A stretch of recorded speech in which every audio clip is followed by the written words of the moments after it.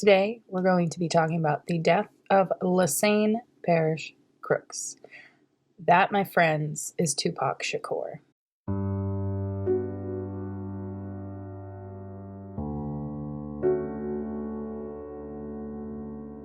Hey everybody, what's up and welcome back. If you're new here, I'm Liz, and today we're going to be talking about the death of Tupac Shakur, later known as Machiavelli. He is an American rapper and actor, or should I say was. So there's a ton of controversy around his death, and there's a lot of things that I can't talk about because of legality reasons, but I mainly just want to talk about a little bit of who he's named after, why he's named after them, kind of about his parents, and then more or less about his death. So he was born on June 16th in 1971 in Manhattan, New York. Now, his parents were actually members of the Black Panthers.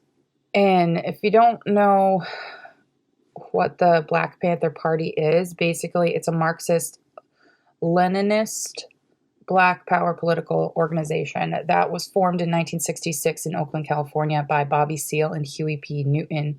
His parents, Afeni Shakur, and his biological father, Billy Garland, they were active in the Black Panther Party in the late 60s and early 70s. Now, about a month before he was born, his mom was tried in New York City as a part of the Panther 21 criminal trial, but she ended up being acquitted of over 150 charges. Now, the Panther 21 is a group of 21 Black Panther members that were arrested and accused of planning a bombing and using long-range rifles in long-range rifle attacks on two different police stations and in an education office in New York City. And this happened in 1969.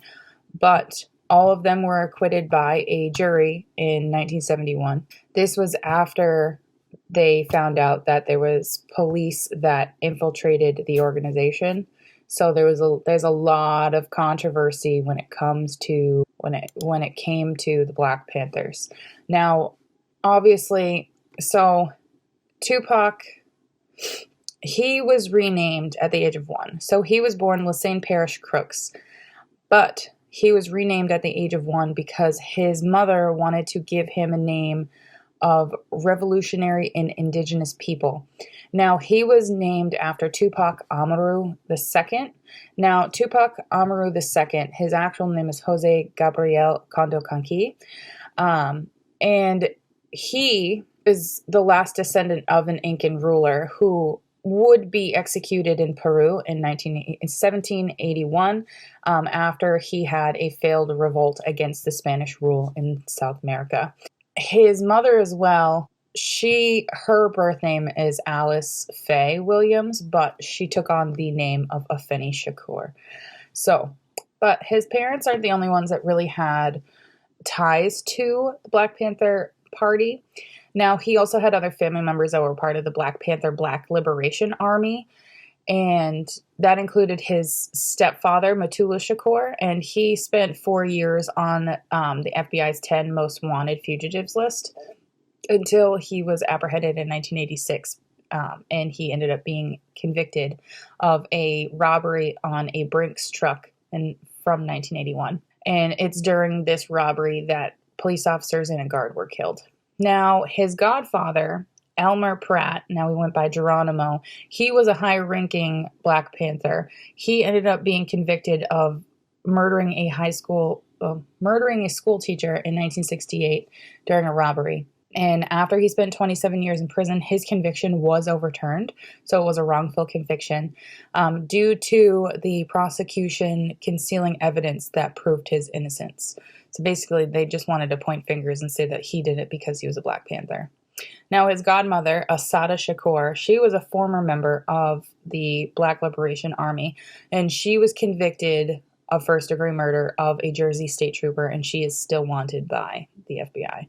So there's a lot of ties to criminal activity in the Black Panthers when it comes to Tupac's life. Now, obviously, that does not push you to be in the wrong state of the good and bad. You know how we have that odd scale of good and bad. Now, obviously, that doesn't put Tupac as being bad because of who he's related to. That's just guilt by association. He was a very talented person, and he went on to have a very successful career in music. And unfortunately, it was cut short due to... So, let's talk about the elephant in the room.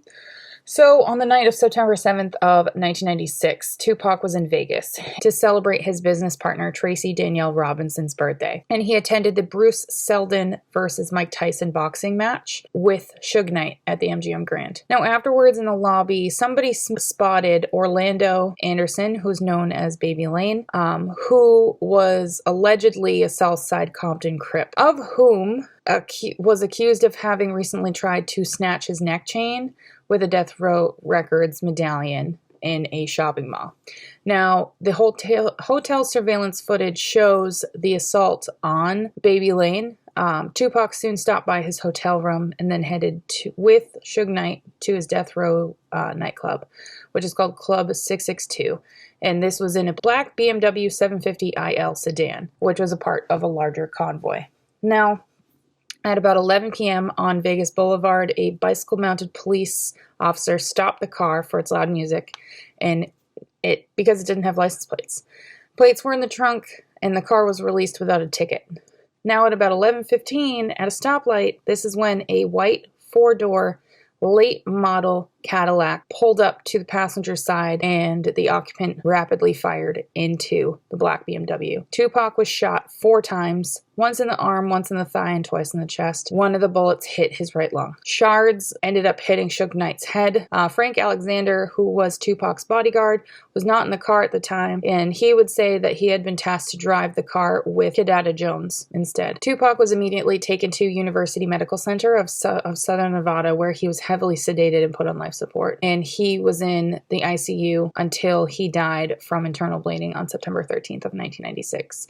He was pronounced dead at 4:03 p.m. Now, his official cause of death was respiratory failure and cardiopulmonary arrest associated with multiple GSWs. His body was cremated the next day. Members of Outlaws recalled a line in the song Black Jesus that, somebody smoked his body's ashes after mixing them with marijuana, which I think is really funny because they did this in How High, but with a dead president. So in 2002, Chuck Phillips reported in the LA Times that Baby Lane, who was a Southside Crip, who had attacked Suge Knight and Tupac's entourage at the MGM Hotel after the boxing match, had fired the fatal shots. But the Vegas police had interviewed him only once, briefly, before his death in an unrelated shooting. Now, this article also alleges the involvement of B.I.G. and several New York City officials in the criminal underworld in New York City. Both Baby Lane and B.I.G. denied any involvement in this, and B.I.G. had an alibi that was confirmed. So basically, this whole thing with Chuck Phillips was inconclusive because there was no actual evidence that could help him. Now, in 2011, because of the Freedom of Information Act, there was an FBI document that was related to the investigation, of which described an extortion scheme by the Jewish Defense League that included death threats against Tupac Shakur and other rappers, but did not indicate a direct connection to his death. Strange, right? Because first we're talking about Black Panthers, bringing in the Southside Crips. Now we're talking about the Jewish Defense League. Interesting. Now, there's a lot of different theories when it comes to his death, because there's some people that don't think he's actually dead, which I find very ironic because, you can actually find his post-mortem photos online, as you can with a lot of other people. So I remember seeing different magazines in Market Basket when I was younger and I was shopping with my mom, where people say that he's in the Bermuda Triangle, he's in the Caribbean, Afeni Shakur is hiding her son, all of this stuff. But I'm sorry. How is there a body and you guys think he's alive? That this is I understand why people think certain people are still alive, but so some people think that he faked his own death. So they think that he faked his own death so he could get out of all of the legal turmoil he was a part of. So here's the other thing too, is that Niccolo Machiavelli, who Tupac ended up changing his stage name to Machiavelli. And so he's a philosopher, I should say that. Now, who did Tupac start reading? He started reading about the art of war, and he started reading about different philosophical ideologies. Well, people found it very ironic that he changed his stage name to Machiavelli, of which faked his own death. Now, obviously, Niccolo Machiavelli is super old, super old. So people thought that he was following in the footsteps of Machiavelli in faking his own death. And they also think that one of the phrases in Exit Tupac, Enter Machiavelli, which is in the album sleeve of Don Killuminati, The 7-Day Theory, which is an album that also depicts Tupac as Jesus. That these were all deliberate clues left by him. Different theorists pick apart a video interview with Afeni Shakur, who was the only person besides hospital personnel that saw him after he was admitted, who said that in the end he chose to leave quietly. Chose to leave quietly and died is two different things. Some people think he's hiding in Cuba, and the reason for this is because the Black Panther Party and the Black Liberation Army sought political asylum in Cuba in the early 80s after they left New Jersey and New York. So that's another possible theory out there. People think that he's being harbored by the government for being a witness. The CIA refutes this. They even released a tweet on July 7th of 2014 that says, "No, we don't know where Tupac is. #Twitterversary." So some people also think that Suge Knight and his attorney, David Kinner, actually are the ones behind the hit on him. Tupac was becoming a very well known in acting, not just with his music. And Tupac wanted to leave Death Row Records. Suge Knight became aware of this, and there was evidence that shows that you don't just leave Death Row Records and get away with it. So there's an LAPD detective, Russell Poole, who worked with Randall Sullivan, who's an author on Labyrinth, which is the way it's spelled is different because it's supposed to show LA at the beginning and then Brinth. And in this book, it shows the involvement with Death Row Records, specifically Suge Knight, and the pattern of police brutality, cover-ups, all of which were in reports a part of the LAPD Rampart scandal. So in this book as well, it was revealed that Tupac had fired his lawyer shortly before he died and was looking into launching his own label, which was a move that would bar Suge Knight from any of the profits from Tupac's work. So it would leave Suge Knight in the wind and he wouldn't get anything. So with Suge Knight in the car with Tupac on the night of the shooting, really kind of is do we really think he did it? So if you look at the police report, the shooter's car pulled up and shot at an angle that could really only hit Tupac and not Suge Knight. No shot came close to hitting Suge Knight. I mean, he just got hit with After Effects in his forehead. He didn't get any bullets. It was just Tupac. So, I mean, right?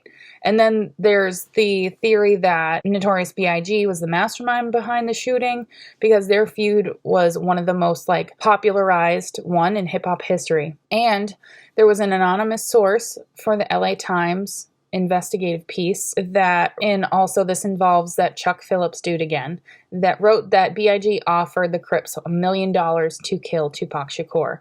However, all of this was retracted because it included falsified FBI files. This was completely dismissed after this. So, I mean, what are your thoughts about this? Because this whole thing is fucked up. This man didn't have to die just because people hated his ideologies and what he wanted to do in life. He was a successful actor. He would have made more music with his own label. Suge Knight is a dick. And if you don't believe me, read into his backstory or just watch a documentary on him because he's a shady dude. And for Tupac to be involved with him, not only him, his lawyer, because I'm sorry, there's a lot of bad juju when it comes to this stuff. So he is considered one of the most influential hip hop stars and rappers of all time. He is credited as one of the most important figures in hip hop culture, and he was ranked as the 5th greatest rapper of all time. Now, AllMusic Stephen Thomas Erlewine said that Tupac was a martyr of gangster rap.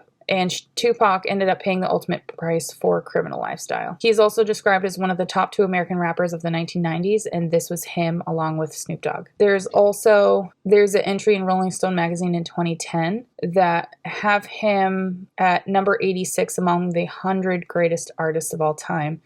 And 50 Cent said that every rapper grew up in the 90s owing something to Tupac. He didn't sound like anybody else before him. He was different. There was something different about him. And this Chuck Phillips guy, again, he went on to say that Tupac had helped elevate rap from crude street shit to a complex art form, setting the stage for a global hip-hop phenomenon for what was to come in the future. Because after him, hip-hop completely changed. It wasn't just, you're a thug, you're making music. It's, oh, this is awesome. I can actually, understand and relate to this and really, develop that connection with this artist from hearing their music. It's not just guilt by association anymore. Here comes a talented person that's making music that I can actually possibly have a conversation with and not just be like, so how much time did you spend in prison? Whereas you can actually say, why did you create this? And do you understand the impact that it's made on the music industry now? You know what I mean? So there's a lot of musicians that have really found a new stepping stone because of Tupac Shakur. And without him, I don't think people would have really realized that there was a difference between rap, gangster rap, and hip hop. Even though there's really not a definitive between rap and gangster rap, but if you hear you have to hear the difference in order to understand. His mother ended up founding the Shakur Family Foundation in 1997. She later renamed it the Tupac Amaru Shakur Foundation, or TASF, and it launched with its mission to provide training and support for students who aspire to enhance their creative talents, which I think is beautiful. He had some unpublished works that was never released. In March 30th of 2022, so just this year, some of his earliest writings, which is an unpublished booklet of haiku poetry, it was auctioned off by Sotheby's, and it was estimated to be between $200,000 and $300,000, and it ended up being bought for $302,000. Now, Tupac was 11 at the time when he wrote this and illustrated this booklet for Jamal Joseph and 3 other Black Panther Party members while they were incarcerated at the Leavenworth prison. Now, even at his young age, he knew about writing about these themes, about Black liberation and mass incarceration, race and masculinity. He knew about all of these, and it was his way of freeing these thoughts, putting pen to paper or pencil to paper. Now, this booklet also has self-portraits of him sleeping, pen in hand, dreaming of the Black Panthers being freed from prison, signed with the heart and phrase, Tupac Shakur, future freedom fighter. He was inducted into the Hip Hop Hall of Fame in 2002, and in 2004, he was among the honorees for the first hip hop honors. In 2006, Jada Pinkett Smith ended up donating $1 million to their alma mater, which is the Baltimore School of Fine Art for the Arts, and named the new theater there in his honor. In 2021, she also honored his 50th birthday by releasing a never-before-seen poem she got from him, which I think that's very heartfelt, very, very heartfelt. So the Vatican added changes, which came out after he had died, to its online playlist, which I think is very interesting.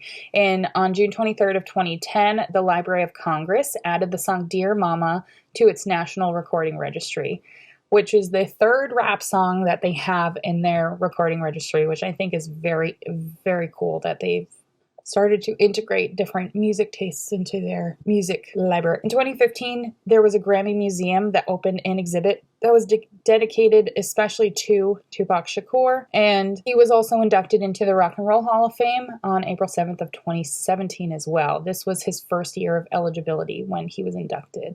In January of this year, the exhibition Tupac Shakur, Wake Me When I'm Free, opened at the Canvas at LA Live in LA. He really is something that I wish We could have seen more from him. Like I feel about River Phoenix, I feel that their lives were taken too early, even in accidental way or being murdered. They were taken too soon, and we don't know what they could have done.